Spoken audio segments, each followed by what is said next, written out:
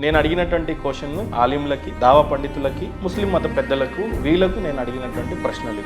4వ సూర 144వ ఆయత్, 3వ సూర 28వ ఆయత్, 5వ సూర 51వ ఆయత్, 8వ సూర 72వ ఆయత్, 9వ సూర 28వ ఆయత్, 2వ సూర 256వ ఆయత్, 18వ సూర 29వ ఆయత్, 9వ సూర 29వ ఆయత్, 3వ సూర 85వ ఆయత్, 9వ సూర 5వ ఆయత్. సో మీరు పండితుల దావా మైదానంలో ఉన్నారా? మీరు మత మార్పిడిలు చేస్తున్నారా? లేదు, ఏ జమాత్ని మీరు రిప్రజెంట్ చేస్తున్నారు? ఎందుకు రావాలని అనుకుంటున్నారు? హిందూ సోదరులు ఇస్లాంని స్వీకరించేటప్పుడు సున్నతి ఎందుకు చేయించుకోవాలి? క్రైస్తవులు ఎందుకు చేయించుకోవట్లేదు అంటే యేసువారు చేయించుకున్నట్టుగా బైబిల్లో ఉంది. యేసువారు ఎక్కడ కూడా ఉన్నట్టు అనిపించలేదు సార్. 2వ అధ్యాయం లూకా సువార్త 21లో ఆ శిశువునకు సున్నతి చేయవలసిన 8వ దినము వచ్చినప్పుడు, మళ్ళీ చదవండి సార్. ఆ శిశువుకు సున్నతి చేయవలసిన 8వ దినము వచ్చినప్పుడు గర్భమందాయన పడకముందు దేవదూతల చేత పెట్టబడిన యేసు అని పేరు ఆయనకి పెట్టిరి. ఏ రోజు పెట్టారు యేసు అనే పేరు? 8వ రోజు పెట్టారు. ఏ రోజు అది? ఆయనకు సున్నతి చేసేటువంటి రోజు అది, 8వ రోజున.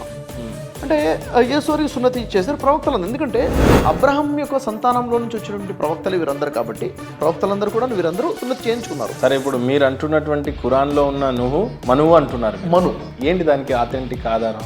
నువ్వు యొక్క ప్రవక్త యొక్క చరిత్ర చూసినా, ఇక్కడ ఉన్నటువంటి మహర్షి మను యొక్క చరిత్ర చూసినా కానీ ఒకే చరిత్రలా కనిపిస్తుంది. మను ఏ యుగానికి చెందినవాడు అని అనుకుంటే కృతయుగం. కృతయుగం ఎప్పుడు జరిగింది అని అంటే కృతయుగం యొక్క సమయమే 17 లక్షల సంవత్సరాలు. అది ఎప్పుడు జరిగినా 17 లక్షల సంవత్సరాలు సార్.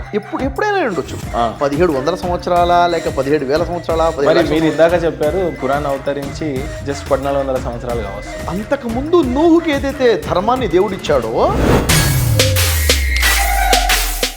ఫస్ట్దే మత మార్పిడి సార్. చేయొచ్చా? చూడండి, చేయరాదు. ఖురాన్లో ఎక్కడ కూడా మత మార్పిడి చెయ్యండి అని ఒక వాక్యం కూడా లేదు.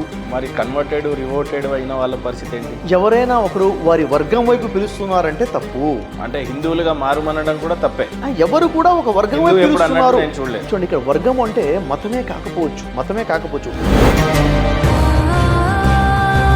హిందీలో ఇప్పుడు అల్లాని ఏమని పిలుస్తున్నారు సార్? హిందీలో చాలా సార్లు మనం ఏమని పిలుస్తుంటున్నాం? ఖుదా అంటున్నాం. ఖుదా అనొచ్చు, సర్వేశ్వర్ అనొచ్చు, ఏదైనా అనొచ్చు. మరి తెలుగులోకి వచ్చేటప్పుడు మళ్ళీ మీరు అంతా ఖురాన్ని తెలుగులో చదువుతూనే మళ్ళీ మీరు అల్లాని ఎందుకు చదివి మానవులు దూరం కావడానికి యాక్చువల్గా ఇక్కడ నిజంగానే సర్వేశ్వరుడు అని ఉండుంటే నిజంగా ఇది మేము చదివేటువంటి గ్రంథమే మా దేవుడే అనే విధంగా ఉంటుండే ప్రతి హిందూ సోదరు. నా ఉద్దేశం కాదు. అది ట్రాన్స్లేషన్ చేస్తే ఖచ్చితంగా ఆ పదాన్ని కూడా ట్రాన్స్లేషన్ చేయాల్సిందే. చెయ్యలేదు. ఈలనే పదంలో నుంచే ఇటు ఎలోహిం అనే పదం వచ్చింది, ఇటు అల్లా అన్న పదం కూడా వచ్చింది. ఆ వాడుకలో ఉన్న భాష అల్లా. వారు వాడుకలో అల్లా అన్న పదం ఉంది కాబట్టి అల్లా అన్న పదంతోనే ఖురాన్ అవతరించడం జరిగింది. ఇది క్లియర్. మొహమ్మద్ ప్రవక్త వారు డివోర్స్ ఆమెను పెళ్లి చేసుకోవడం అనేది అబద్ధమా? అది కరెక్టే, రైట్. కానీ 360 విగ్రహాలను ధ్వంసం చేయటము తీసేశారు. ఏ రకంగా తీసేస్తారు? ఎప్పుడు తీసారు? ఈ రోజున రాముడు విగ్రహం తీసేస్తే ఏ హిందూ సోదరుడు మనోభావాలు దెబ్బతిన్నావో మీరు చెప్పండి. ఒక విషయం చెప్పండి, తీసేయడం ఎలా అయిపోతుంది సార్? మహేందర్, ఒక మాట చెప్తానండి.